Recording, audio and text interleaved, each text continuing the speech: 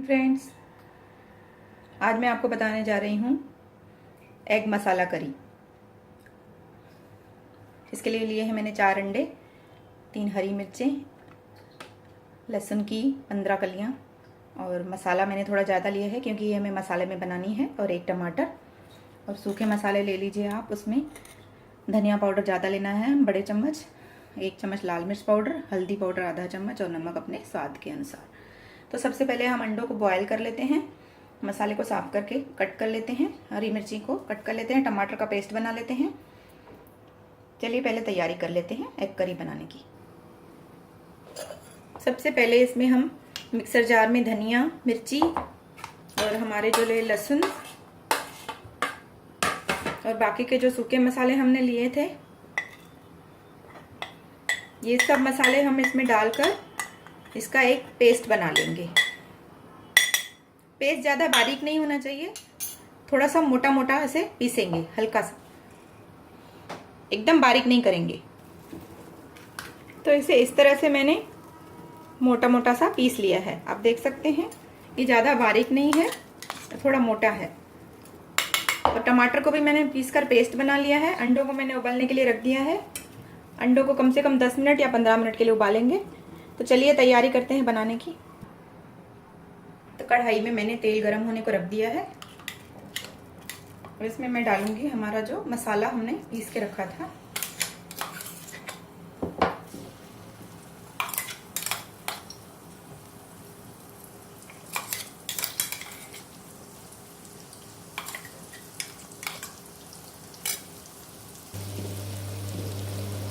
इसे हम भून लेंगे हल्का सा धीमी आंच पर। इसे 1 मिनट के लिए भूनेंगे इस मसाले को हम।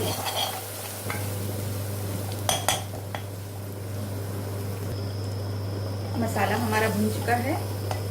1 मिनट होकर के जैसे ही इसको आपको लगे कि इसका तेल किनारों पर आ रहा है, इसमें आप टमाटर का पेस्ट डाल दीजिए।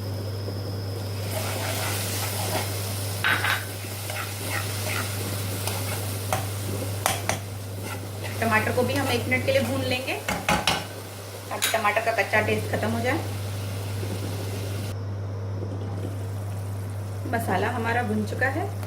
अब हम मिलाएंगे इसमें अंडे। आइए देखते हैं अंडे हमारे उबले या नहीं। अंडों को मैंने उबलने के लिए रख दिया था, 10 मिनट हो चुके हैं। तो मैं गैस कर देती हूँ बंद। तो चलिए अंडों को छील लेते हैं। तो अंडे हमारे उबल चुके हैं, मैंने इन्हें छील लिया है। और इन्हें चाकू की मदद से मैं इनमें हल्के हल्के होल कर दूंगी ताकि जो हमारा मसाला है वो अंडों में अच्छी तरह से चला जाए। हमको सब अंडों में इस तरह से होल कर देने हैं।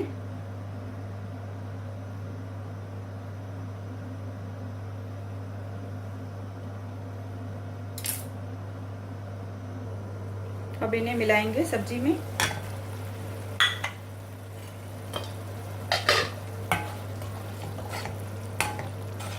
घुमा लेंगे ताकि मसाला अच्छे से अंडों में चला जाए।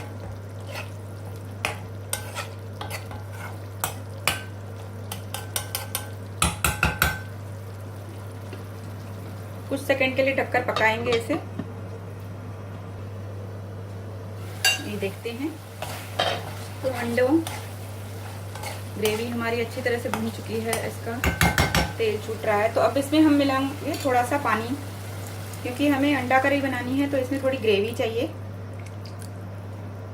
तो इसके लिए मैं इसमें मिलाऊंगी थोड़ा पानी और इसे हम 10-15 मिनट के लिए धीमी आंच पर पकाएंगे।